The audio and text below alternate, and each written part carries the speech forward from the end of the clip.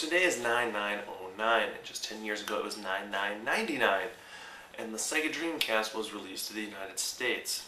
I don't think I've ever anticipated a system before or since the Sega Dreamcast. It had so much going for it. It was the first 128-bit system to be released. The VMU made it so you had a screen on your controller to use in-game. Great games at launch and even greater games were promised soon to be thereafter. It was the changing of the tide in the gaming industry, and another one would soon occur that would not favor the cast that could dream. So the system launched as a true gamer's system, giving us games that favored a broad spectrum of gamers, including sports gamers, RPGers, platformers, shooters. I'm not going to focus on the games of this console because many retrospectives focus on the top 10 or top 20 games of the system. I'm going to be focusing on the system itself and what really killed it.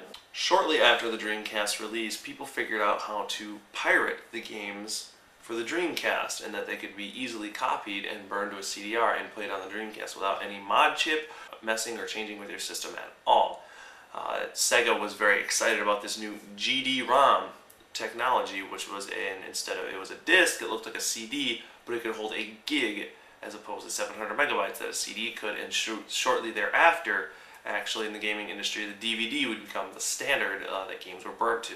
But after Sega hyped up the GD-ROM so much, and soon the piracy started, Sega went from being proud of itself to slapping themselves in the face. SegaNet was a great innovation for the gaming industry, definitely paved the way for what eventually became the mega internet gaming service Xbox Live.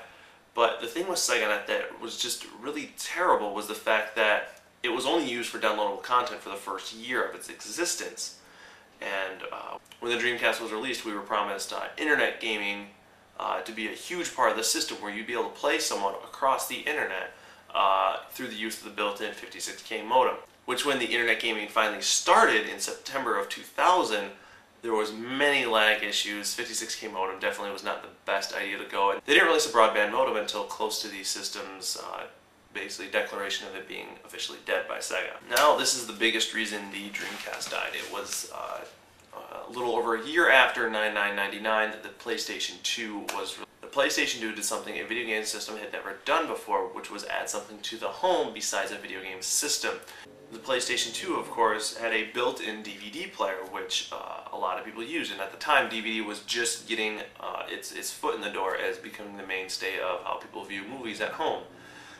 Much like how Blu-ray is today. Funny with the PlayStation 3 trying to market that as their niche market. So when moms and dads or people with disposable income were thinking which system to buy after October 2000 of the PlayStation 2's release, it came down to two things. Either A, buy a Dreamcast, which has great games and can be used for surfing the internet, or buy a PlayStation 2, which has great games, and a DVD player, which at the time of its release, not everyone had yet, because the DVD was released roughly about 1999, so it was only a year into the DVD's life, and it was just a really easy way to sort of not only get a DVD player, get a video game system at the same time. Because at the time, DVD players were just a little less in cost than a whole PS2, so it was a great two-for-one deal. So a lot of people were picking the PlayStation 2 over the Dreamcast after its release.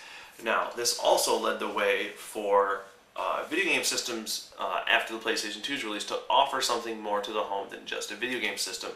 And now we see this today with video game systems being more than just that. You have some offering movies and TV shows on demand to your television as opposed to just your computer, which most people, and with the television of course being a place where people want to enjoy their movies and TV and not just a computer. You have it being a place where you can have your Blu-ray player or just an expensive toy that everyone in the family can enjoy and not just the gamers. That is why I'm calling the Sega Dreamcast the last true gamer system. Because after that, video game systems had to offer more than just being a video game system to the home. And with this theory in place, of course, video game systems finally have their entertainment system title fully fulfilled. Now let's just play the what if game. What if the Sega Dreamcast had been released a year earlier, let's say 9998? It definitely would have completely changed the way the Dreamcast was in the market. It would have had a whole year extra to figure out how to market itself against the PlayStation 2 and would only be competing with the Nintendo 64 and the PlayStation 1 for 2 years. And definitely it would have been a huge juggernaut in the gaming industry. Maybe this would have worked, maybe it wouldn't have. We'll never really know. Nonetheless, sadly, Sega in February of 2001 declared that they would stop being a console industry and start being a third-party game maker. Today, the Dreamcast is a great piece of hardware to own. There are many homebrew games being released on the internet just month after month that you can usually just burn to a CD. Most people just release them for free. It's almost a low-power computer in that you can run Linux on it if you're into sort of hacking that sort of thing, and have a low-power computer even act as a server if you would want it to, if you could set it up that way. I don't know, maybe if you're into that. Of course, most of the games are dirt cheap to buy used. I'm going to get into what games to buy for it, but I mean, most of them you can buy used on eBay, used gaming stores, or even Craigslist. So to sum everything up, the Dreamcast was a great system.